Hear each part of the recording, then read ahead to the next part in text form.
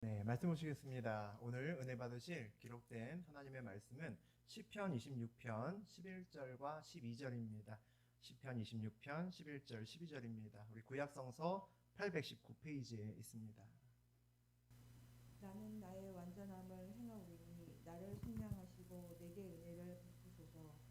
But I lead a blameless life, redeem me and be merciful to me. 내 발이 평탄한 배에 섰사오니 무리 가운데에서 여호와를 송축하리이다.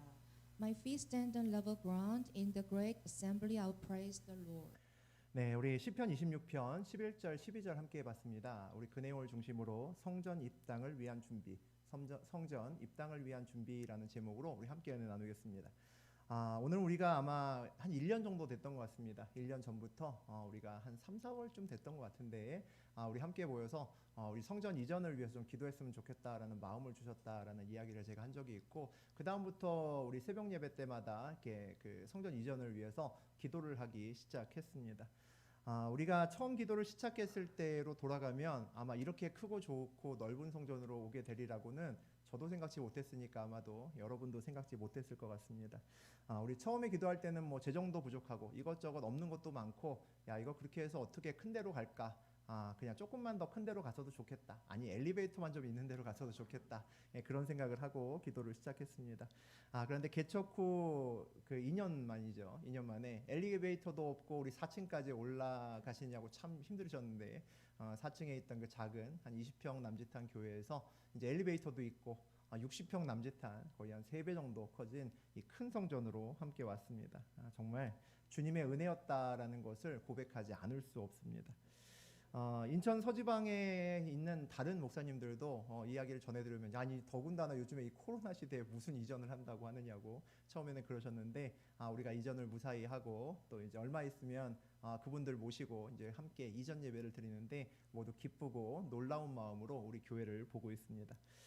우리가 이전하는 그 과정이 쉽지 않았습니다.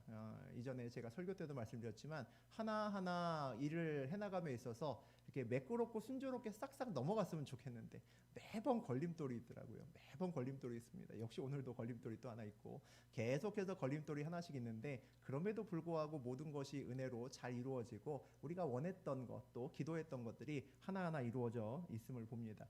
그 모든 기도 제목을 사실은 새벽 예배 때마다 우리 성도님들과 또 주일 예배도 마찬가지죠. 함께 은혜로 나누면서 한 발 한 발씩 걸어왔기 때문에 이것이 저 혼자만 아는 것이 아니라 우리 함께 기도하고 이 자리까지 왔던 우리 모두의 기쁨이고 또 우리 모두의 또 간증거리가 아닌가 싶습니다.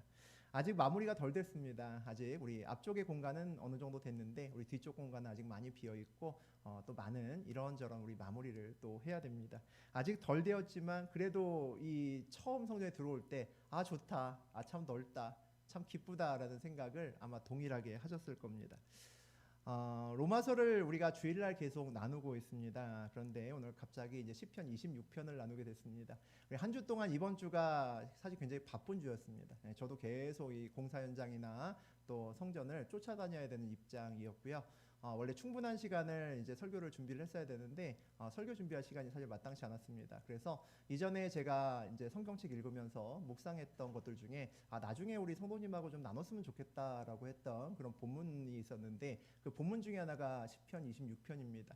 근데 이 시편 26편을 제가 어저께 들여다보면서 기도하면서 우리 설교를 마무리하고 있는데, 이 시편 26편을 보고 깜짝 놀랐습니다. 알고 보니까 이게 성전 입당을 위한 노래더라고요. 그래서 네가 그 남겨놨던, 나중에 우리 성도님하고 함께 나눠야겠다라고 남겨놨던 그 설교의 초고가 성전 입당을 위한 그런 노래였다라는 게 참 놀랍고도 기뻤습니다. 그래서 하나님께서 이 시편 26편을 오늘 우리와 함께 나누는 것이 이유가 있다라고 느껴졌고, 또 함께 기쁨으로 말씀을 받을 수 있겠다라는 생각도 들었습니다. 우리 함께 은혜 나누도록 하겠습니다. 우리 1절 먼저 같이 읽어보죠. 내가 나의 완전함에 행하였사오며 흔들리지 아니하고 여호와를 의지하였사오니 여호와여 나를 판단하소서. 오늘 시편 기자, 시편을 지은 사람이 이야기를 합니다. 고백하죠. 나는 온전하게 살았습니다. 나는 정말 흔들리지 않고 살았습니다. 나는 하나님을 의지했습니다. 라고 그렇게 고백합니다. 주님, 저를 좀 판단해 주십시오. 이 첫 노래가 심상치가 않죠. 성전은 거룩한 하나님의 집입니다. 하나님의 임재가 가득한 곳을 우리가 성전, 거룩한 집이다라고 부르죠.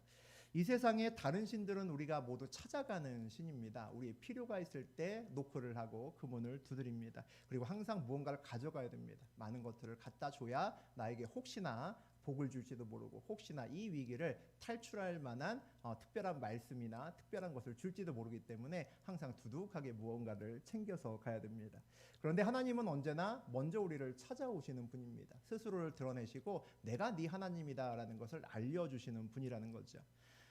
성전은 사실은 돈이 있어서 들어가는 곳이 아니라 하나님의 부르심이 있는 사람이 들어가는 곳입니다. 하나님께서 부르시고 그만한 자격이 되는 사람들을 하나님이 부르신다는 거죠.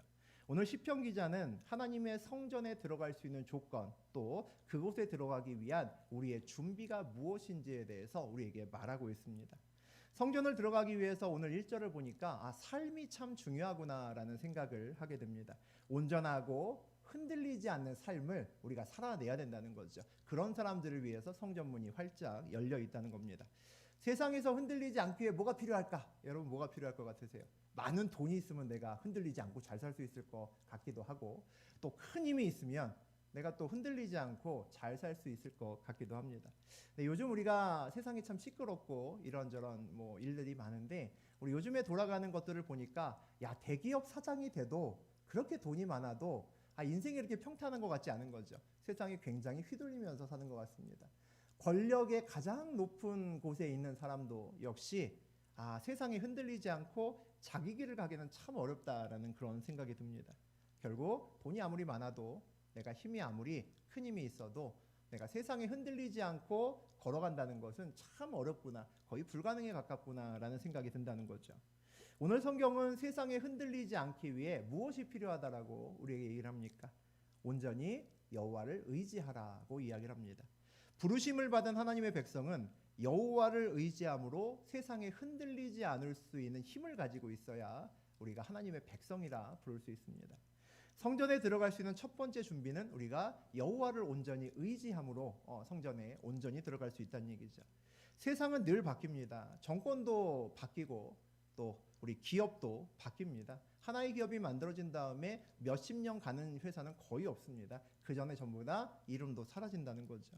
세상은 늘 바뀌는데 바뀌는 것을 의지하면 그러니까 불안할 수밖에 없는 거죠. 이게 최고야 라고 믿고 그 직업을 선택했는데 한 10년 있으니까 아무도 그 직업을 선택하지 않는 그런 일이 우리 앞에 얼마나 많이 벌어지고 있는지 모릅니다. 그런데 이 세상이 아무리 바뀌어도 바뀌지 않는 것 하나가 있죠. 그것이 바로 하나님입니다. 수천 년 동안 우리 성경은 계속 베스트셀러였고, 수천 년 이상 영원까지 하나님은 동일하게 우리에게 살아계신 하나님입니다. 변함없는 하나님을 의지하면 우리가 늘 안정되고 평안한 삶을 살 수 있습니다. 물론 전제 조건이 있죠. 하나님을 신뢰할 수 있어야 됩니다. 하나님을 신뢰할 수 있어야 그 정도로 의지할 수가 있어서 내가 평안함을 주 안에서 누릴 수 있다는 거죠. 오늘 본문을 보니까 여호와를 의지하였사오니 여호와여 나를 판단하소서라고 고백합니다. 세상 사람들은 살면서 세상이 나를 어떻게 바라보나, 세상이 나를 어떻게 평가하나, 혹시 뒷말을 하지 않을까, 이런 거에 대해서 굉장히 예민합니다. 그래서 내가 앞에서 리더로 있으면서도 혹시 나에 대해서 욕하는 거 아니야? 라는 말을, 직원들이 하는 말을 듣고 싶어 하죠. 그런데 여호와를 의지하는 사람은 세상이 아니라 하나님의 눈을 더 의지하고, 세상이 아니라 하나님이 나를 어떻게 바라보시고 어떻게 평가하시는지가 훨씬 더 중요합니다. 하나님이 날 보고 웃고 계시는지, 아니면 날 보고 찡그리고 계시는지, 아니면 혹시 나 때문에 화가 나셨는지, 그것이 궁금하다는 거죠. 우리는 세상이 아니라 하나님의 눈치를 먼저 보며 그렇게 살아가는 사람들입니다. 요즘 수요예배 때 우리가 계속 사무엘서를 나누면서 우리 다윗을 한참 동안 나누고 있는데, 다윗은 왕인데도 하나님의 괴가 들어왔을 때 어떻게 했습니까? 하나님의 괴가 들어왔을 때 거기 미친 듯이 춤추며 막 옷이 막 벗겨지는데도 그냥 막 춤을 췄습니다. 그렇게 춤을 췄죠. 심지어는 아내 미갈도 남편인 다윗 왕에게 얘기했습니다. 창피하고 남부끄럽게 도대체 왜 이러냐고, 그렇게 이야기를 했습니다. 아마도 다른 백성들의 눈에도 아유 채통도 없이 왕이 왜 저래? 라는 눈빛으로 아마 다윗 왕을 바라봤을 것 같습니다. 그런데 하나님의 눈에는 그런 다윗이 어떻게 보였을까라는 생각이 듭니다. 그리고 다윗의 눈에는 또 누가 보였을까? 누구만 보였을까라는 생각이 듭니다.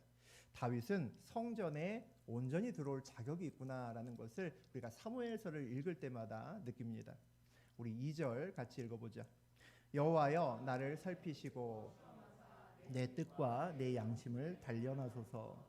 시편 기자는 또 오늘 하나님이 어떤 분이라고 노래합니까? 나를 살피시고 시험하는 분이다라고 그렇게 노래합니다. 내 뜻과 내 양심을 단련하시는 분이라는 거죠. 성전에 우리가 기쁨으로 들어오는 사람은 하나님께서 나를 연단하시고 나를 훈련하신다라는 것을 인정하는 사람입니다. 우리 훈련하고 연단받는 거 좋아하는 사람은 아무도 없죠. 운동선수도 훈련받는 거 싫어합니다. 경기는 열심히 하지만 그 앞의 과정이 훈련 과정이 경기보다 몇 배는 더 힘들기 때문이죠. 하지만 인생길에서 훈련과 연단을 통해서 우리가 완성된다라는 것을 부인할 사람도 역시 없는 것 같습니다. 우리는 연단이 얼마나 깊은가, 이 연단이 얼마나 오래 갈까 이런 거에 대해서 관심이 많잖아요. 근데 사실은 더 중요한 것이 있습니다. 이 연단을 누가 하는가가 더 중요합니다. 누가 이 연단의 주체가 되나, 이 연단을 나에게 주는 사람이 누군가가 중요하다는 거죠. 그래서 하나님의 선하심을 믿는 사람은 연단이 힘들지만 두렵지는 않습니다. 왜냐하면 선하신 하나님께서 이 연단을 주관하시고 이끄시고 계시다는 것을 알기 때문이죠. 성경에 보면 하나님은 상한 갈대를 꺾지 않으신다라는 말도 나오고 하나님은 우리에게 감당하지 못할 시련을 주지 않으신다라는 말도 나옵니다. 우리가 알고 있는 이 유명한 성경 구절들은 하나님의 선하심과 하나님을 우리가 믿는 사람들은 그 말을 들을 때마다 내가 아무리 어려운 상황에 있어도 큰 위로가 됩니다. 그런데 하나님을 아직 만나지 못한 사람들은 그저 그 말일 뿐 나에게 깊이 와닿는 말씀이 되지 않는다는 거죠. 나에게 오는 모든 연단이 나의 마음과 뜻을 단련하기 위한 하나님의 방법이구나라는 것을 알면 두려워할 필요가 없습니다. 왜 그렇죠? 내가 바뀌면 되는 겁니다. 내 양심이 바뀌고 내 뜻이 바뀌면, 내 뜻이 하나님과 같아지면 이 시간은 다 지나가는 것이기 때문입니다. 환경이 바뀌어야 고난이 끝난다면 이건 진짜 난리 나는 거죠. 내가 어떻게 해도 환경을 내가 어떻게 바꿉니까? 그런데 우리의 고난은 전부 다 초점이 우리의 환경에 맞춰져 있는 것이 아니라 바로 나와 여러분에게 맞춰져 있습니다. 그러니까 내가 바뀌면 끝나는 연단이라는 것은 뭡니까? 그것은 온전하게 우리가 마음을 바꿈으로 지나갈 수 있는 것이고 그저 훈련이라는 거죠. 우리 3절 같이 읽어봅니다. 주의 인자하심이 내 목전에 있나이다. 내가 주의 진리 중에 행하여. 이 3절을 그 NIV 영어로 해석하면 굉장히 좀 마음이 더 와닿는 말씀이 됩니다. 나의 눈앞에 당신의 변함없는 사랑이 있기 때문에 나는 믿음 안에서 당신을 향해서 걷습니다. 훨씬 아름답죠. 네, 그런 말입니다. 나의 눈앞에 당신의 변함없는 사랑이 있기 때문에 나는 믿음 안에서 당신을 향해서 걷습니다. 우리가 쉽지 않은 세상에서 하나님을 향해서 걸을 수 있는 이유가 뭡니까? 하나님의 변함없는 사랑이 있기 때문에 가능합니다. 세상의 풍파에 넘어지고 쓰러져도 주님께서 나를 일으키시고 인도하시기 때문에 우리가 그 길을 끝까지 걸을 수 있습니다. 성전에 온전히 들어오는 사람은 이 변함없는 하나님의 사랑을 아는 사람입니다. 그것을 느끼는 사람이라는 거죠. 진리를 행한다라고 오늘 나와 있는데 내가 주님 안에서 진리를 온전히 행하면서 하나님의 명령대로 살 수 있을까라고 생각이 듭니다. 정말 쉽지 않은 길이죠. 그런 길을 가는 것은 정말 손해를 보는 길이고 때로는 나를 굉장히 쉽지 않게 만드는 그런 길입니다. 진리를 행하는 것은 달콤하지 않습니다. 억울함이 있는 길이죠. 그리고 좁은 길입니다. 그런데 그 길을 우리는 걸어가야만 하죠. 우리가 그 길을 걸어갈 수 있는 가장 큰 이유는 그 길이 하나님을 향해서 걷는 길이기 때문입니다. 옛날에 평신도 때 하나님을 만난 지 얼마 되지 않았을 때 이야기입니다. 어느 남자 권사님하고 제가 이야기를 나누는데 그분이 그런 이야기를 하더라고요. 저는 하나님을 전혀 믿지 않는 집안에서 태어나서 제 맘대로 막 살다가 나중에 우리 아내 만나서 나중에 이제 교회를 다니게 됐거든요. 근데 그분은 저하고 반대였습니다. 어렸을 때 태어났더니까 벌써 아버지가 장로님이고 교회 안에서 어렸을 때부터 당연히 주일날은 교회 오는 줄 알고 다른 예배도 빠지면 안 되는 줄 알고 그렇게 살아왔다는 겁니다. 그러니까 나중에 사회에 나가서 대학교에서 친구들 만나니까 친구들은 너무 자유롭게 산다는 거죠. 그냥 술 먹고 가고 싶은 대로 놀러 가고 다 그렇게 사는데 자기는 그렇게 살지 못했답니다. 친구들은 술도 하고 담배도 하는데 그게 어찌나 부럽든지 그렇게 해서 한참을 친구를 부러워했던 적도 있었답니다. 주말이면 친구들은 여행을 간다고 배낭 둘러매고 그렇게 떠나는데 나는 여행 간다는 얘기를 집에서 차마 할 수가 없는 거죠. 주의를 끼고 여행 갔다가는 아버지한테 혼나기 때문에 어쩔 수 없이 꾹꾹 참고 있었답니다. 그래서 그런 생각이 들었답니다. 세상에서 젊을 때 신나게 정말 신나게 즐기다가 죽기 얼마 전에 십자가를 보고 갑자기 막 통곡이 나면서 회심해서 하나님 믿는 게 가장 좋을 수도 있겠다. 그런 생각을 하셨답니다. 근데 문제는 언제 죽을지 모른다는 게 문제죠. 혹시 그렇게 놀다가 나도 모르게 어느 날 눈을 감으면 난리 나는 거죠. 그래서 친구 따라 갈까 몇 번이나 막 망설였는데 결국은 가지 못했답니다. 꾹꾹 참고 지금까지 교회를 다니고 있다고 그렇게 저에게 하는 말씀을 들었습니다. 그때는 저도 하나님 만난 지 얼마 되지 않아서 그럴 수도 있겠다 싶기도 하고 별로 대답을 하지 못하고 그냥 듣고만 있었습니다. 근데 지나고 보니까 그 권사님이 잘 모르는 것이 하나 있구나라는 생각이 듭니다. 그 권사님은 하나님의 사랑을 그 권사님을 향한 하나님의 뜨거운 사랑을 아직도 잘 모르는구나라는 것을 나중에 제가 생각하게 됐습니다. 오랜 시간 동안 정말 태어나서부터 지금까지 교회를 60여 년을 다니고 있는데도 하나님을 사랑하는 마음으로 교회를 다니지는 별로 못했구나라는 생각이 든다는 거죠. 어떤 남자와 여자가 이제 일찍 만나서 이제 결혼을 합니다. 한 30년쯤 이렇게 살다가 그런 생각이 들면 곤란하겠죠. 이 사람 저 사람 만나고 신나게 놀고 질리도록 만나고 놀다가 마지막에 이 사람하고 만났으면 좋았을 텐데 그 다음에 결혼했으면 좋았을 텐데 라는 생각이 든다면 그동안의 30년의 결혼 생활이 안 즐거웠다는 거죠. 우리가 그 길에 걸어가는 이 길에 힘들어도 가는 이유가 물론 마지막에 구원이 있기 때문입니다. 생명이 있기 때문에 우리가 다른 길로 가지 않고 안 돼 이 길로 가야 돼 하고 이 길로 옵니다. 하지만 그 멀리 있는 구원만을 바라보면 우리 삶이 참 힘듭니다. 이 세상에서 우리가 80년을 살지 100년을 살지 또 그보다 작은 세월을 살지 알지 못하지만 그때까지 고행하는 기분으로 막 수련하는 기분으로 살아야 된다는 거죠. 그런데 내 눈앞에 하나님이 보이고 내 눈앞에 하나님의 사랑이 느껴지면 이 길이 힘든 길이 아니라는 거죠. 우리가 이 길을 누리면서 걸어갈 수 있습니다. 매일매일 기뻐할 수 있다는 거죠. 우리 4절과 5절 읽어봅니다. 허망한 사람과 같이 앉지 아니하였사오니 간사한 자와 동행하지도 아니하리이다. 내가 행악자의 집회를 미워하오니 악한 자와 같이. 허망한 사람은 가치 없는 자고 생명이 아닌 것들을 목숨처럼 붙드는 자입니다. 그런 자를 허망한 자라고 부르고요.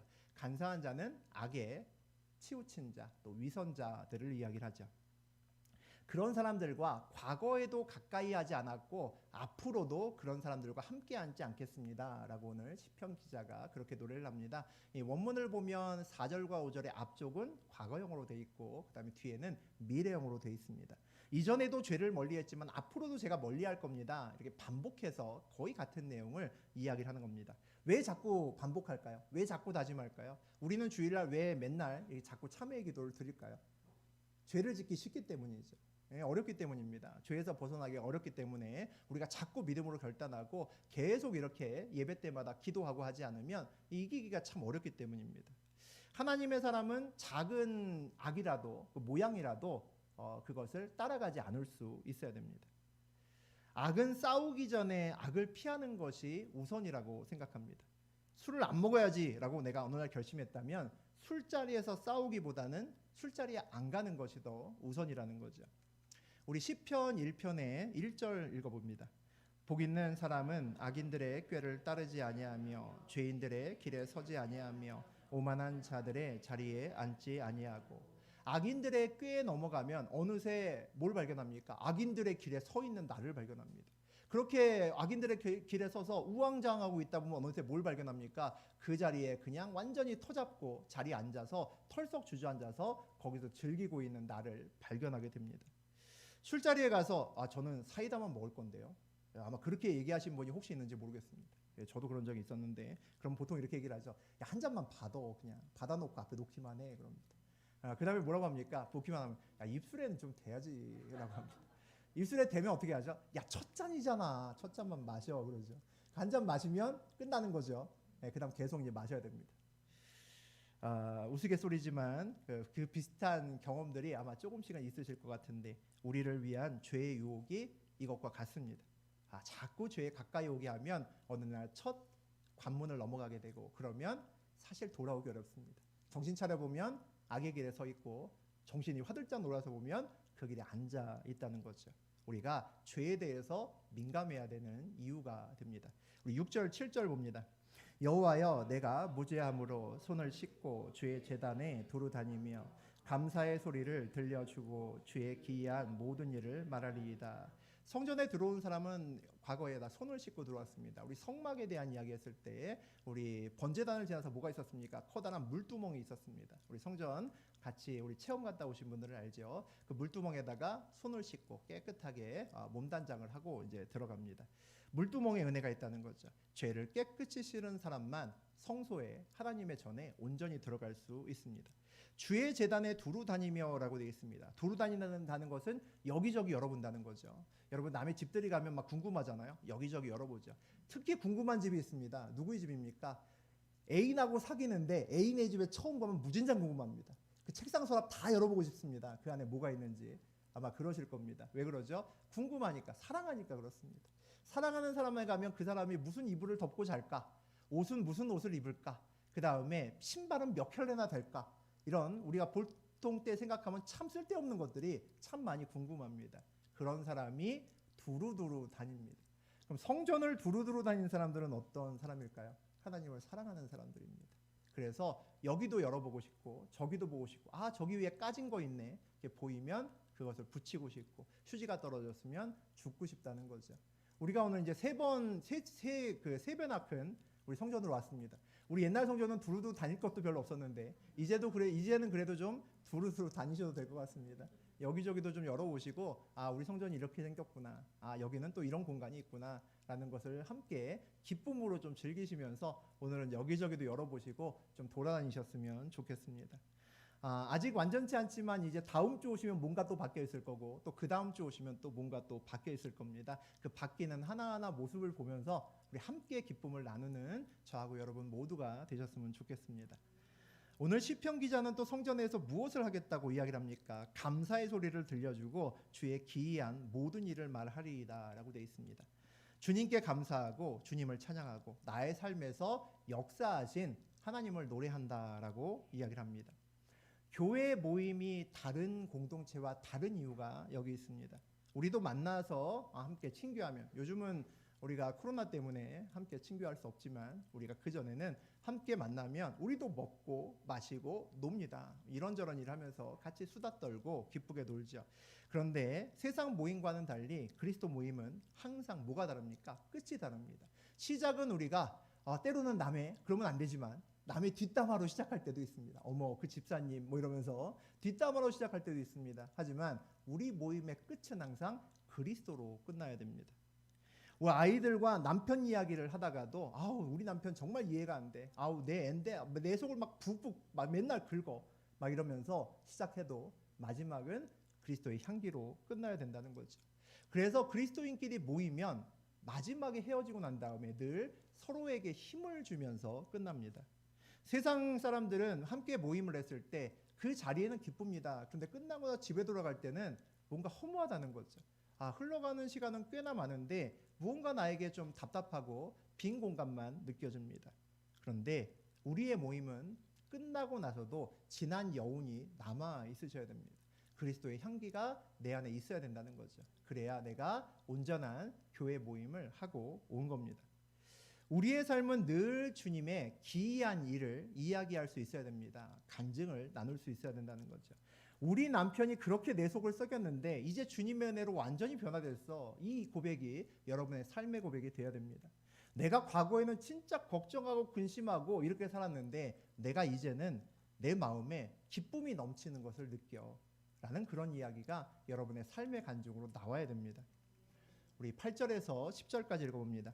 여호와여, 내가 주께서 계신 집과 주의 영광이 머무는 곳을 사랑하오니 내 영혼을 죄인과 함께 내 생명을 살인자와 함께 거두지 마소서. 그들의 손에 사악함이 있고 그들의 오른손에 뇌물이 가득하오나. 성전에 들어간다는 것은 이제 구별된다는 겁니다. 악한 세상에 살면서 거룩함으로 구별되는 것이 어떻게 구별될까요? 어떻게 하면 내가 거룩해질 수 있을까? 오늘 성경을 보니까 세상에 살면서도 늘 주님의 집과 주님의 영광이 머무는 곳을 사랑하면, 사모하면 거룩해진다라는 것을 우리가 볼 수 있습니다. 그런 사람들이 들어가는 곳이 하나님의 집, 성전이라는 거죠. 성전에 들어가기 위한 가장 중요한 아마 조건은 하나님을 사랑하는 사람일 겁니다. 그자만이 성전에 들어가서 온전한 성전의 기쁨을 누릴 수 있다는 거죠. 주님을 사랑해야 스스로 악을 멀리할 수 있습니다. 주님을 사랑해야 온전히 정말 마음을 다해서 주님을 의지할 수 있습니다. 주님을 사랑해야 기쁨으로 좁은 길도 내가 걸어갈 수 있습니다. 주님을 사랑해야 나의 온 마음을 던지면서 예배를 드릴 수 있습니다. 신앙생활 하는데 이상하게 답답함이 가시지 않는 사람이 있습니다. 교회를 다녔는데 내 삶에는 별로 변화도 없고 난 잘 모르겠는데 이런 마음이 속에 드는 사람들이 있습니다. 딱 한 가지가 부족한 겁니다. 교회에 오래 다닌다고 삶이 변화되는 것이 아니라 주님을 정말 사랑하기 시작해야 삶이 변화되기 시작합니다. 주님을 정말 사랑하면 내 삶에 역사가 일어나는 것이 보입니다. 놀라운 경험을 할 수 있다는 거죠. 우리 마지막 11절과 12절 보겠습니다.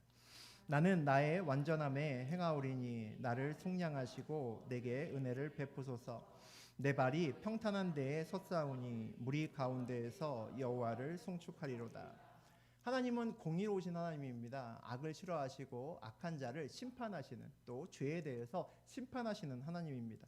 그래서 우리는 세상에 살면서 거룩하게 살려고 애를 쓰고 잘못됐으면 얼른 회개하려고 애를 씁니다. 그래서 우리도 구원을 받기 위해서 참 애쓰는 편이죠. 그런데 그 노력만으로 구원을 받을 수 있는 것이 아니다라는 거죠. 우리가 결국 마지막에 붙들고 의지해야 되는 것은 하나님의 은혜고 하나님의 긍휼입니다. 우리는 세상 속에서 살지만 하나님을 찬양하는 한 사람으로 함께 서기를 원합니다.